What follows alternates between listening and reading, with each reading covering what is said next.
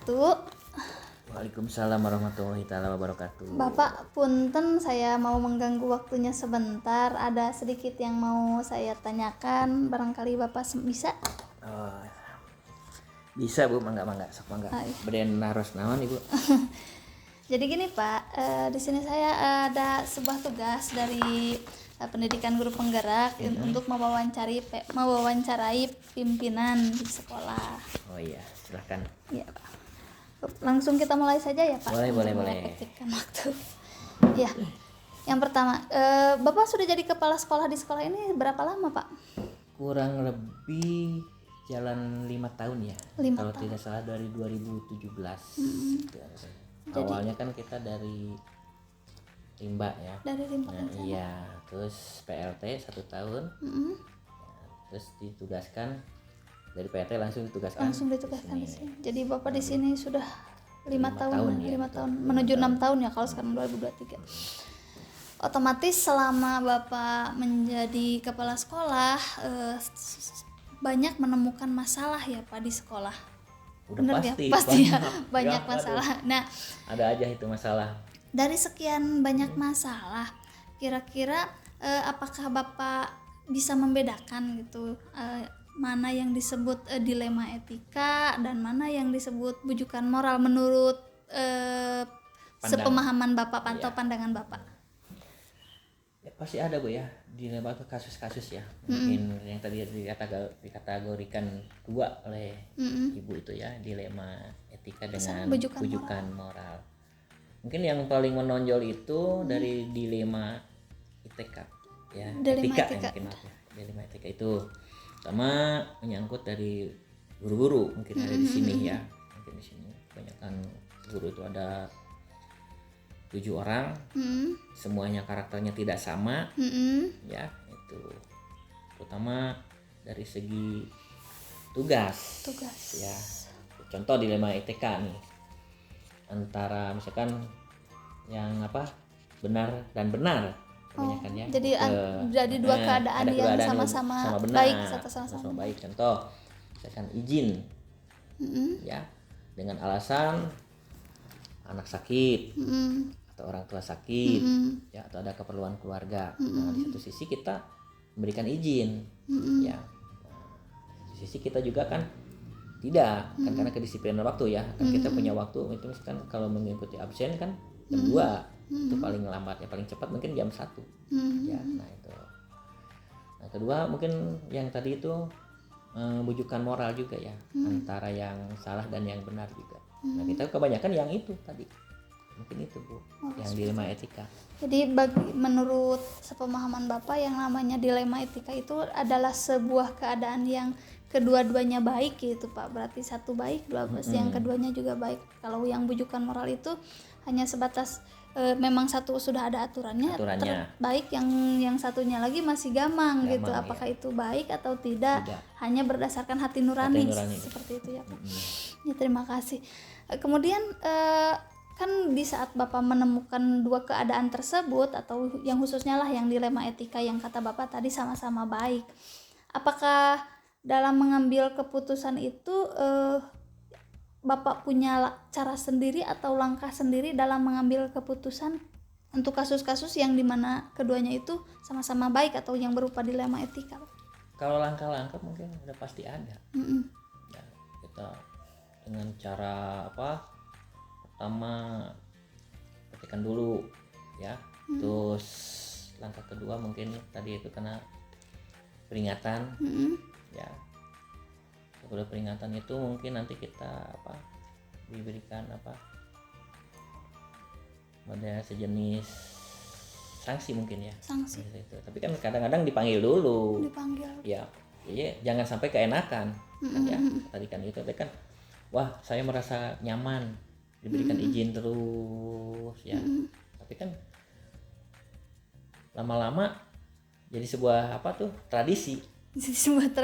Iya, tradisi pulang ya. Akhirnya kan nanti sesudah dievaluasi oh ternyata dia itu begini kan pertama dipanggil ya. Nah diajak nasihat, ngobrol langkah pertama mungkin itu langkah-langkah kan dipanggil.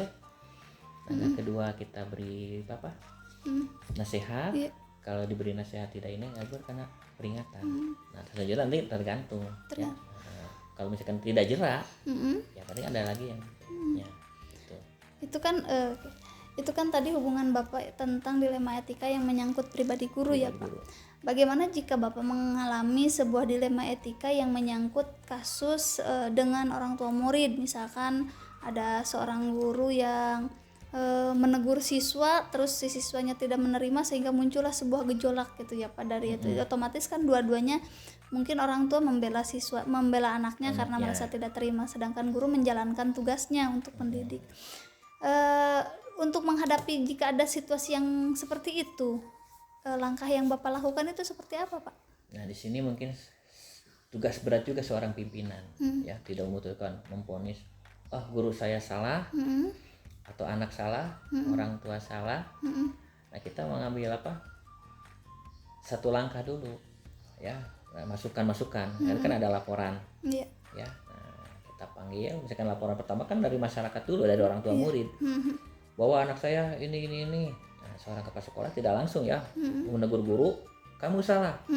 Tidak, panggil dulu gurunya ya, nah jelaskan begini Pak sini ya, otomatis.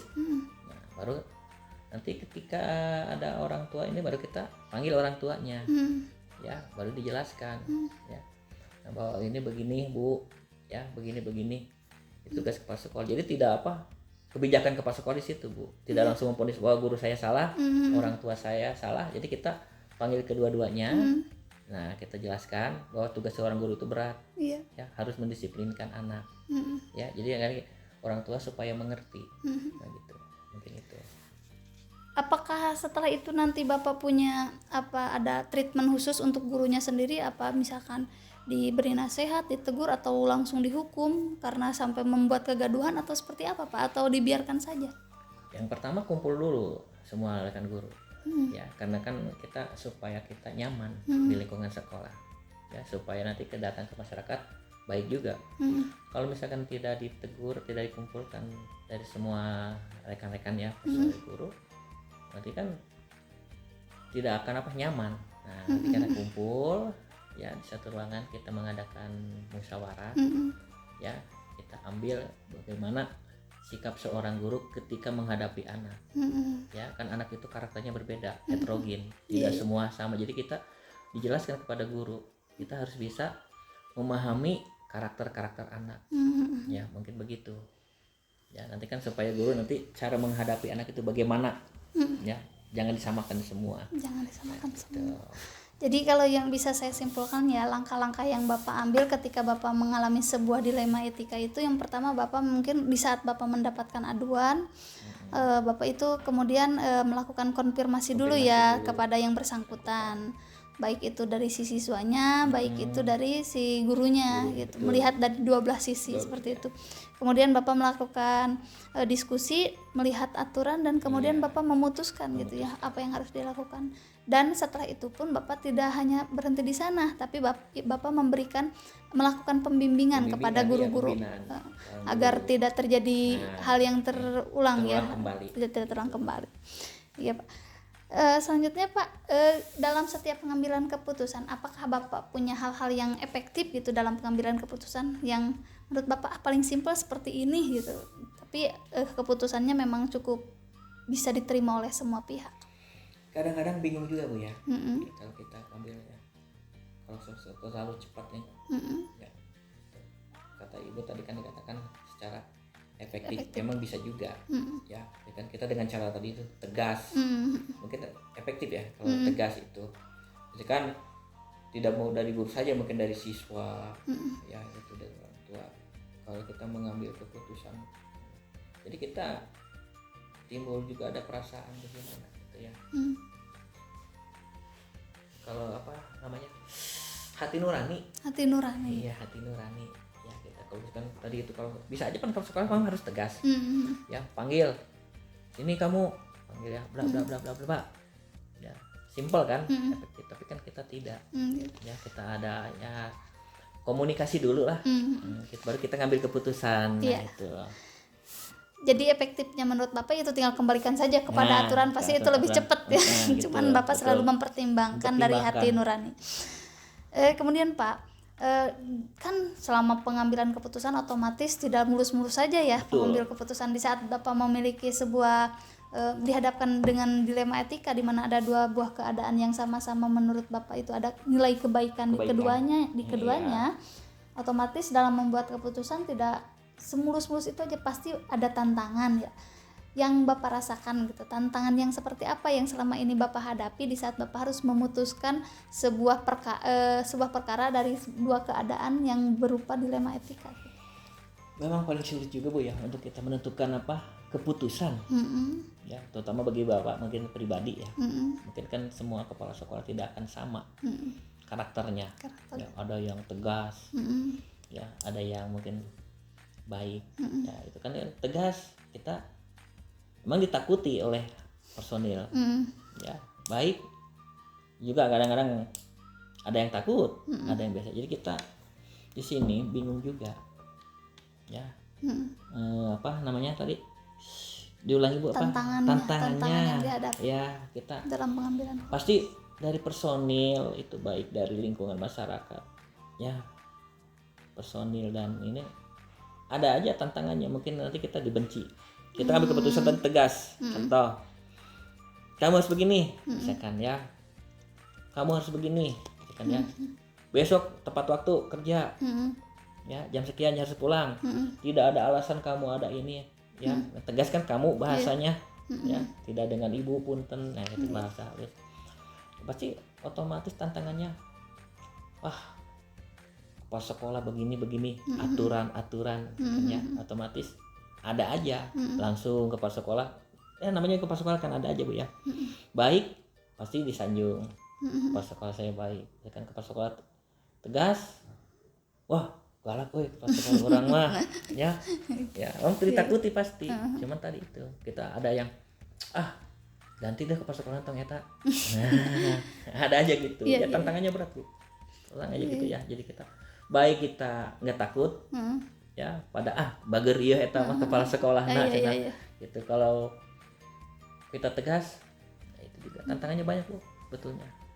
Jadi menjadi kepala sekolah itu. Dari yang saya dengar ya tadi yang bisa saya simpulkan mungkin tantangannya itu lebih pada pembacaan konsekuensi yang akan muncul setelah keputusan itu diambil ya, seperti itu. Akan terjadi. Ya. Betul. Kan kasus itu beragam ya. Iya. Ada kasus yang besar, ada ya kasus yang kecil. Nah, apakah dalam penanganan kasus tersebut Bapak itu memperlakukan hal yang sama, misalkan semuanya menggunakan jadwal atau ada prosedur-prosedur yang harus diambil dulu, dilakukan dulu kemudian membuat keputusan, atau Bapak lebih senang pada langsung sajalah diputuskan pada waktu itu kejadian seperti itu? Kalau Bapak mungkin ada jadwal Bu ya. Tidak langsung ya kita ambil misalkan nanti hari ini kita kumpul ya, misalkan nanti ada satu masalah dengan guru ya. Antara guru dengan anak, guru dengan masyarakat kan tidak langsung hari ini ya. Mungkin nanti kan bisa besok. Besok kan kita jadwal, yuk kita kumpul nanti hari apa. Ya, kita ngobrol. Ya karena kita nih ada satu masalah, ya ada kejadian. Nah nanti kan kita ngobrol dulu, nanti dijadwalkan. Nah setelah dijadwalkan kita ngobrol. Ya jadi tidak langsung misalkan ada kejadian hari ini, ya putuskan langsung begini. Ya, kita kan tadi kan cari dulu informasi, ya tadi kan kembali kepada yang pertama itu ya, tidak langsung panggil kamu salah, ya, tadi anak kenapa, panggil orang tua, nanti kan masukkan dulu, nanti kan baru setelah dari rekan-rekan semua, ayo kita kumpul, kan ya kumpul, nah baru kita begini ternyata begini kan jelas. Jadi kita menggunakan jadwal dulu. Ya kan kita pastikan berapa hari lah ya, tidak lama, kalau lama lagi lupa. Minimal ya 1 hari ya, misalkan kejadiannya sekarang, besok kan muncul ya permasalahan nih, baik dari anak, dari guru ya, itu kan kalau dari guru kan dengan guru ya, kumpul, Pak kok diam aja nggak tegas, ya oke, nanti kita kumpul kan, kadang-kadang nuntut kan, yuk kita kumpul lah tuh kan gitu ya, oke mungkin ada jadwalnya. Jadi terjadwal lah. Oh iya, ada prosedur yang Ada Bapak prosedur ikuti kan, ya. ya, Jadi betul. dari kumpul-kumpul, kemudian dari proses kumpul-kumpul itu Pak, aturan kan selalu ada ya di Iya, sekolah. pasti tertib ada Nah, kan. posisi aturan biasanya Bapak tempatkan di mana? Apakah setelah kumpul dulu baru aturan, apa melihat aturan dulu baru kumpul? Sebetulnya kan ada aturan dulu ya. Kita itu kan ada tata tertib ya. Kedisiplinan kerja baik kan dari anak juga kan ada. Tata tertib anak ada, kan anak udah jelas ya di papan. Tata tertib guru juga kan ada, ya kode etik juga kan ada, kode etik guru kan tahu ada ya. Otomatis kan harus mengikuti. Misalkan anak kedisiplinan kerja guru kan. Contohnya di absen kan ada ya. Iya. Mengisi absen sebelum Masuk kelas. gitu. Terus kan masuk guru jam berapa? Iya. Ya, terus di kelas bagaimana? Gitu mungkin jadi kan sebetulnya kan ada ya, Iya. itu jadwalnya gitu. Bukan jadwal apa tata tertib ya. Iya, cukup menarik sih Pak. Cukup menarik tadi dari langkah-langkah pengambilan keputusan yang Bapak ambil. Dalam setiap pengambilan keputusan, apakah Bapak ada yang membantu? Apakah misalkan punya orang lain yang biasa membantu Bapak dalam mengambil keputusan sehingga Bapak mengambil keputusan itu merasa lebih dipermudah gitu? Atau Bapak hanya berpaku tok pada diri sendiri dan pemikiran Bapak? Nah, ini tergantung dari ini ya. Kalau kita misalkan untuk antara guru dengan orang tua murid, mungkin kita perlu ada, kan kita punya komite ya, yang mewakili kan. Komite itu kan mewakili dari masyarakat kan, ya kan namanya mitra kerja kan, mitra kerja seorang kepala sekolah kan ya gitu. Jadi kita untuk hal-hal yang berat mungkin ya, kita musyawarah ya, kita panggil ngobrol dengan komite ya. Misalkan kalau untuk lingkungan sekolah. Kalau untuk lingkungan pendidik mungkin kita kan punya atasan lagi.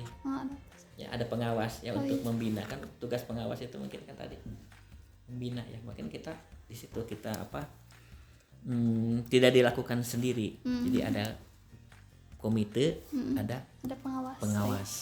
Jadi di saat Bapak mengambil keputusan itu, ada kalanya Bapak sendiri, ada kalanya Bapak meminta bantuan pihak luar, diantaranya ada komite dan pengawas sesuai dengan tingkatannya kasusnya ya. Kalau yang ringan-ringan kan kita bisa dengan cukup sendiri ya, dipanggil cukup sendiri itu, tidak memerlukan yang lain.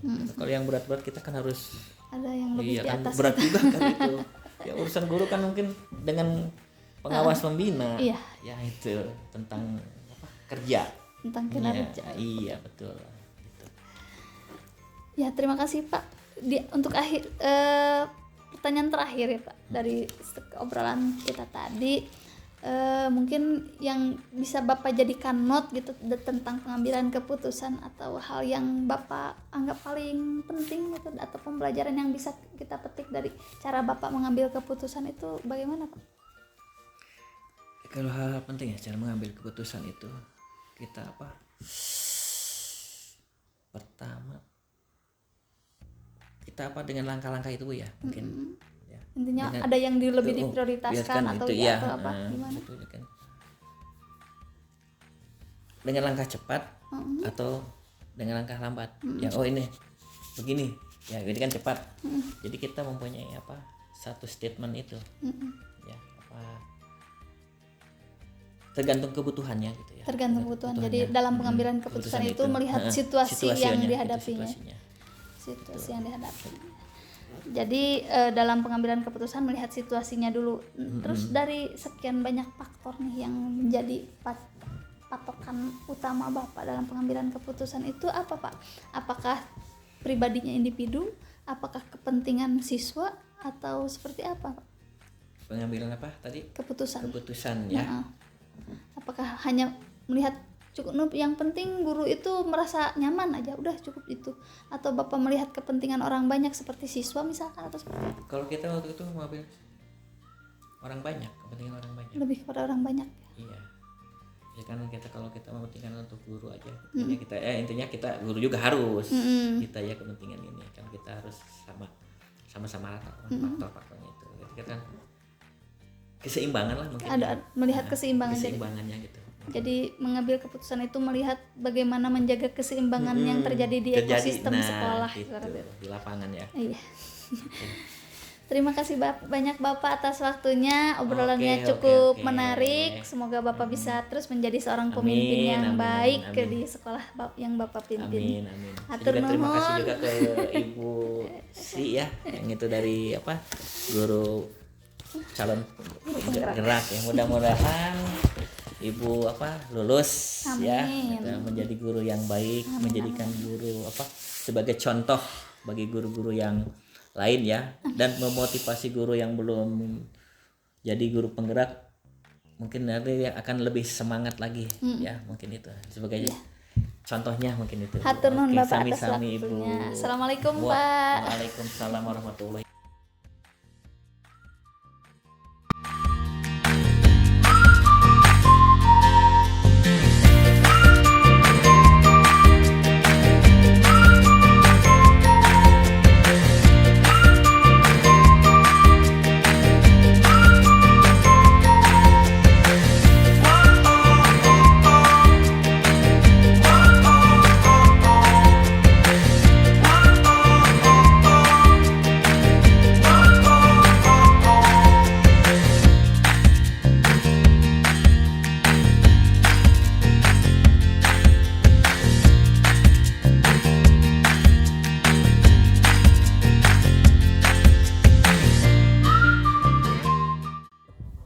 Assalamualaikum warahmatullahi wabarakatuh. Apa kabarnya Pak? Waalaikumsalam warahmatullahi wabarakatuh. Baik. Sebelumnya saya mohon maaf Pak, saya mau mengganggu waktu istirahat Bapak. Saya terkait ada salah satu tugas yang harus saya jalankan mengenai peran Bapak sebagai kepala sekolah. Ya. Sebelumnya saya mau tanya Pak, Bapak menjadi kepala sekolah sudah berapa lama ya? Ya kurang lebih 8 tahunan. Sudah 8 tahun. Otomatis kalau selama 8 tahun itu Bapak sudah menghadapi berbagai macam permasalahan ya di sekolah-sekolah Pak. Betul. Ya, pembicaraan kita kali ini terkait dengan bagaimana cara Bapak menyelesaikan atau memutuskan permasalahan-permasalahan yang terjadi di sekolah Pak. Tapi sebelumnya saya ingin tahu dulu nih pandangan Bapak mengenai apa itu dilema etika. Bapak pernah dengar, atau kira-kira yang di saat Bapak mendengar kata dilema etika yang terbayang oleh Bapak seperti apa Pak? Ya, dilema etika, yang dimaksud dilema etika mungkin ruang lingkup di sekolah ya, intern. Kadang-kadang ada yang guru yang nggak masuk dengan alasan ini itulah, apakah itu sakit atau nah itu mungkin di situ menurut saya itu dilema etika. Oh iya, seperti itu. Jadi menurut yang sepemahaman Bapak, yang namanya dilema etika di saat Bapak memberikan izin di saat ada guru yang sakit atau ada yang beralasan seperti itu ya Pak. Kemudian selain dari dilema etika yang Bapak pahami lagi terkait yang namanya bujukan moral, apa sih yang terbersit di pikiran Bapak di saat ada kata bujukan moral itu? Untuk bujukan moral mungkin setiap sekolah kan mempunyai kebutuhan ya, baik kebutuhan sekolah lah, baik itu berupa buku atau misalkan alat elektronik, ya mungkin ya. Nah di situ mungkin mereka yang penyedia barang ini untuk memujuk kita ya, supaya kita itu mau membeli atau apa. Mereka mungkin ada iming-iming apa-apalah, seperti itulah kira-kira. Seperti itu ya yang ya benar sekali sih. Tidak jauh berarti pemahaman Bapak cukup bagus terkait apa itu tentang dilema etika maupun bujukan moral. Kemudian selanjutnya Pak yang ingin saya tanyakan, dalam pengambilan keputusan ya, selama ini kan Bapak pasti mengambil keputusan, khususnya sih saya akan menyorot di dilema etikanya sendiri Pak. Yang ingin saya tanyakan, selama ini bagaimana cara Bapak dalam usaha Bapak mengambil keputusan di saat Bapak menghadapi sebuah keadaan yang berupa dilema etika Pak, yang seperti tadi kata Bapak sampaikan, misalkan ya tentang perizinan guru yang tidak masuk ke sekolah. Untuk caranya untuk mengambil keputusan ketika ada guru yang tidak masuk dengan alasan sakit misalkan, saya tidak langsung memutuskan sendiri, karena saya minta pendapat ke guru yang lain juga ya, dalam bentuk musyawarah mungkin ada solusi dari ada pendapat dari guru yang lain juga. Nah, ketika ada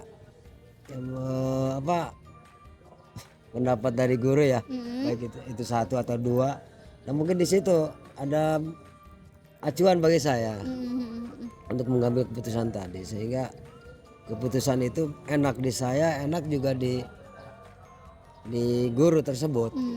Seperti itu. Jadi selama Bapak mengambil keputusan itu dengan musyawarah ya. Selain musyawarah, apakah ada pihak lain yang dilibatkan dalam pengambilan keputusannya? Apakah ada pertimbangan lain, misalkan dari komite atau dari pengawas atau dari siapapun itu? Ada. Ya, selain musyawarah dengan guru juga, saya juga minta pendapat dari itu tadi ya, karena komite itu berkepentingan, pengawas juga sama. Mungkin saya minta pendapat juga. Dimintain pendapat. Setelah Bapak meminta pendapat tersebut, apakah memang hasil dari pendapat-pendapat itu langsung berbentuk keputusan bulat, atau Bapak mencerna kembali kemudian Bapak mengambil keputusan setelah dari tadi musyawarah dengan guru, ngobrol dengan komite, ngobrol dengan pengawas, seperti itu? Nah, kalau keputusan mungkin diambil oleh saya sendiri ya, berdasar tadi itu ya, dari masukan dari guru, masukan dari komite pengawas, sehingga saya punya keputusan untuk mengambil keputusan yang diambil oleh Bapak seperti apa gitu? Ya, dari yang tadi, sumber-sumber dari tadi, dan akhirnya saya putuskan gitu. Jadi Bapak berusaha merangkum dan mencerna kemudian betul. baru membuat keputusan gitu. Ya. Tadi Bapak ada beberapa pihak yang dilibatkan. Kalau misalkan saya mau minta Bapak untuk menggambarkan ya langkah-langkah dalam, misalkan Bapak sudah ada permasalahan yang berbentuk dilema etika. Langkah pertamanya seperti apa, kemudian lanjutannya seperti apa, untuk tadi konsultasi dengan pihak-pihak seperti guru-guru, komite dan pengawas, itu jenjangnya seperti apa, Pak? Dari awal ya, awal misalkan ada guru yang tidak masuk. Nah, misalkan guru yang tidak masuk. Langkah awal mungkin awalnya kan beliau itu minta izin ke saya. Ya misalkan dengan kemudian saya tanyakan apakah alasannya apa, gitu kan. Karena sakit misalkan. Oke lah, sakitnya juga kan macam-macam ya. Ada sakit itu yang ringan dan ada yang berat gitu kan. Kalau hanya ringan mungkin dengan lisan oke lah, apa. Kalau untuk yang berat kan harus ada bukti dari dokter ya.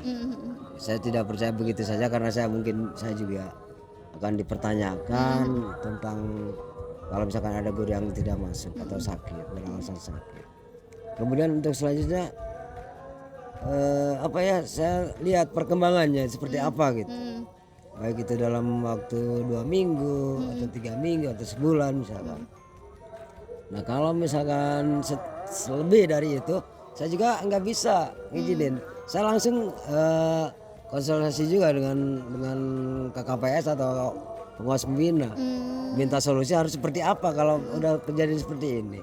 Karena saya juga takut ada tanggung jawab takut ada teguran bahwa saya itu bisa disebut pembiaran lah seorang pimpinan, seperti itu ya Pak. Dalam setiap pengambilan keputusan, otomatis di saat Bapak mengambil keputusan ini, mengizinkan ataupun tidak mengizinkan, pasti ada tantangan-tantangan tersendiri ya dari setiap keputusan.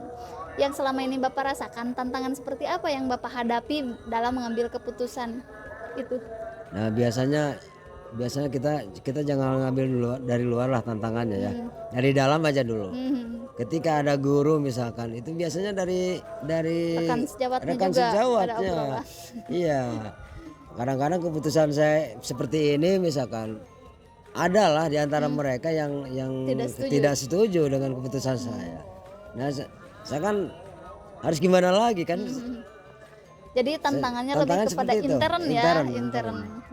Nah, dalam menghadapi tantangan seperti itu, langkah apa yang Bapak lakukan untuk meredam tantangan-tantangan tersebut, atau misalkan protesan-protesan tersebut yang ada di lingkungan terdekat di intern? Nah mungkin langkah saya untuk meredam teman sejawatnya yang tidak setuju dengan keputusan saya, mungkin saya mengadakan pendekatan lah ke guru tersebut untuk memberikan arahan, sehingga beliau tuh benar-benar paham, mengerti gitu apa yang sedang saya alami selaku pimpinan seperti itu. Seperti itu ya Pak.